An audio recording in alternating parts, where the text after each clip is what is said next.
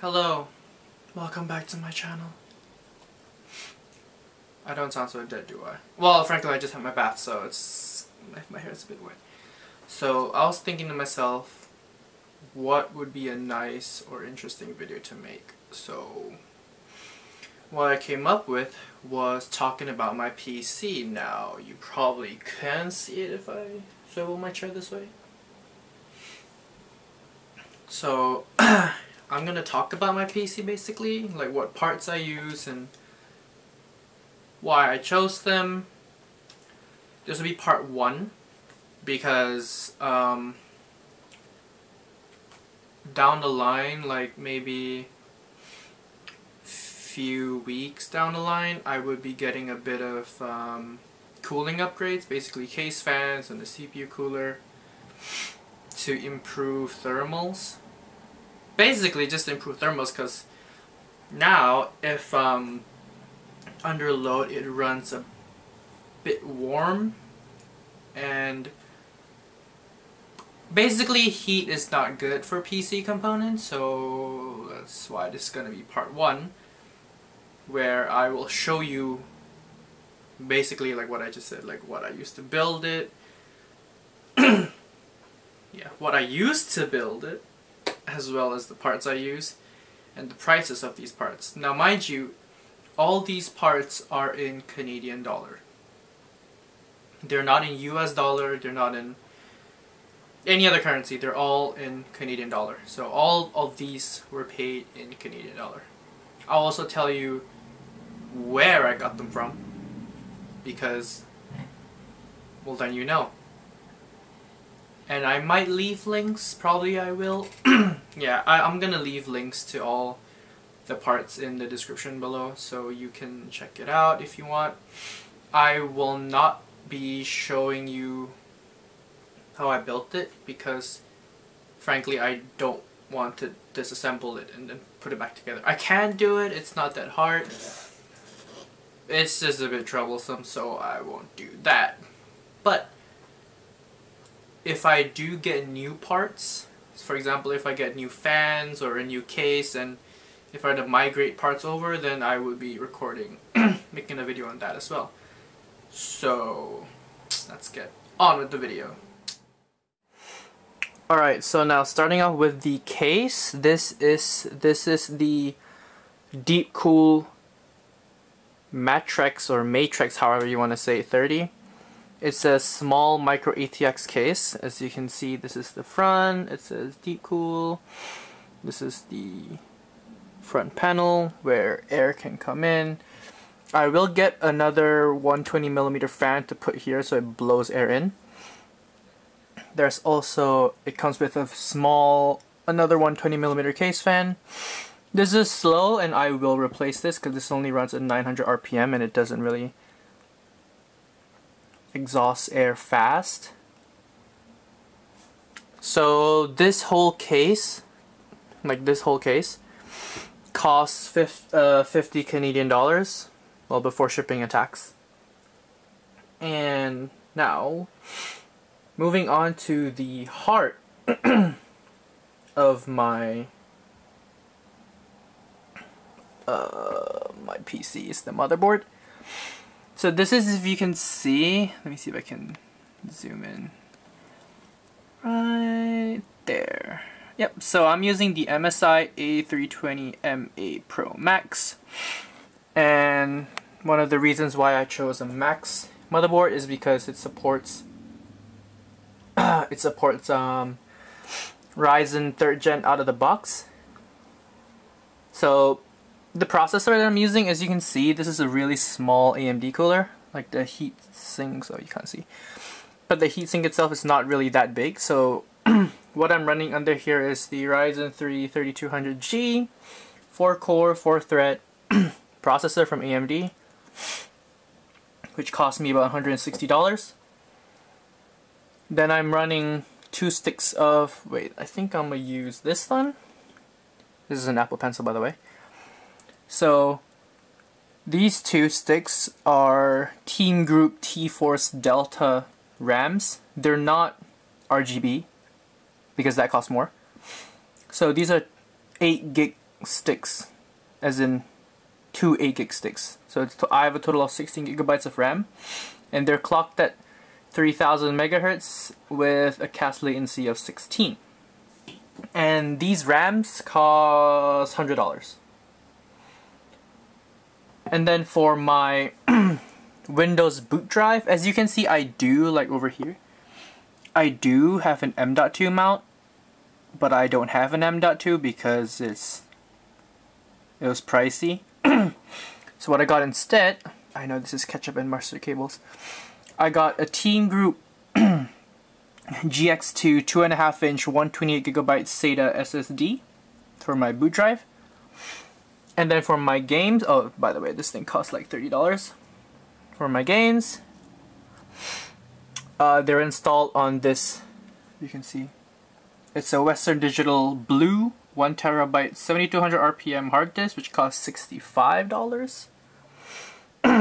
I know these cables are here because I intend to probably put another hard disk here, and also like the part, like a fan that I intend to order in the future uses SATA power, so I'm like just preparing it, you know. My power supply is a Rosewill 500 watt 80 plus power supply. 500 watts is definitely more than enough for me because of my graphics card, which I will get to in a minute. 500 watts is enough, even with slight overclocking. So this thing costs $60.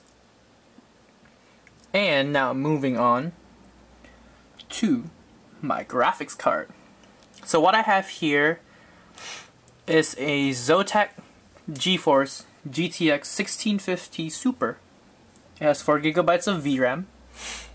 It's I wouldn't say, well, it's loud under load, but I adjusted the fan curve so that the maximum temperature recorded is only about 73 degrees, so it doesn't get hotter than that.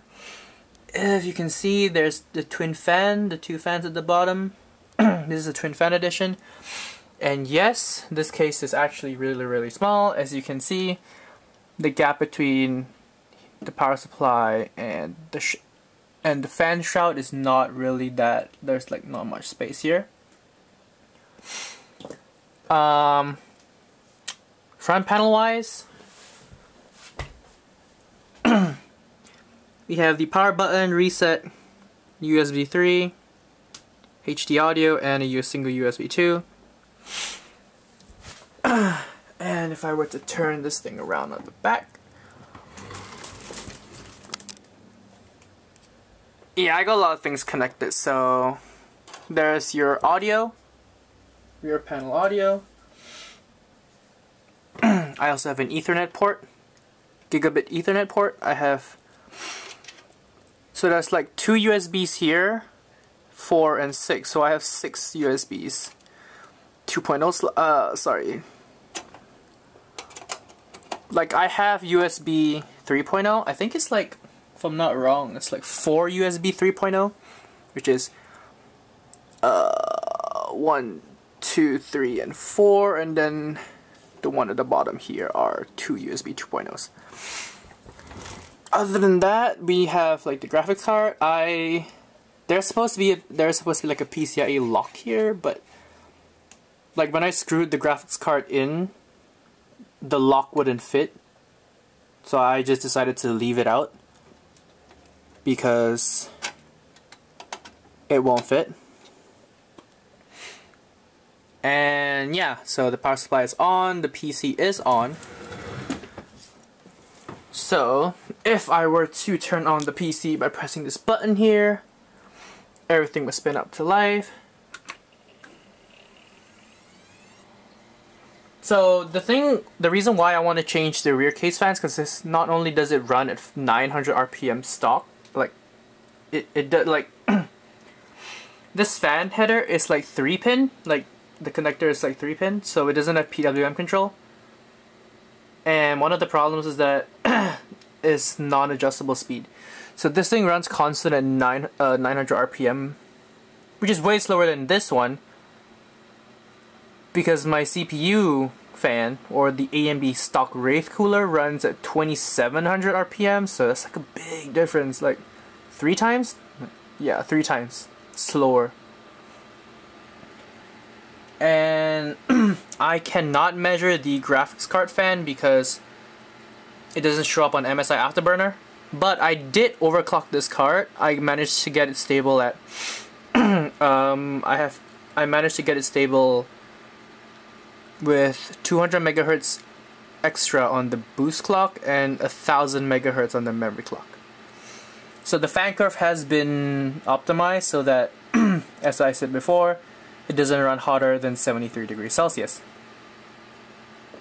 But that said, that is basically my PC. And if you're wondering where the side panel is, this case actually comes with tempered glass.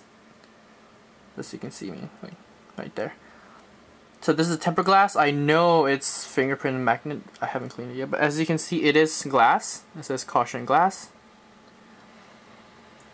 So airflow wise, I would say if you get more fans, it would be better. The problem with this case is that it doesn't have a top exhaust port. As you can see up here, there's no top exhaust. So there's only room for one 120mm fan in front and one 120mm fan at the back. But the problem with the one in front is that if you were to put a fan here, this 2.5-inch slot would not be usable, because I don't know if it applies to all fans, but I took this fan, I put it here, and it completely blocked this thing, and I couldn't fit my 2.5-inch here anymore. So I'm gonna try and see with the fans that I intend to get, see if I put it here and see if there's actually space. I mean, I can just like unplug this and then unscrew this and put this here just to see if it works. And then that will be in part 2 of the video. So basically part 1 is just I just showed you guys what my PC is, parts I use, the price of everything, and that's my PC. So that was basically my PC in a nutshell. Now I'm going to tell you what I use it for. Basically I use it to create these videos. Gaming. I can stream using NVIDIA's NVENC encoder, which I haven't actually tried yet, but I might try streaming again.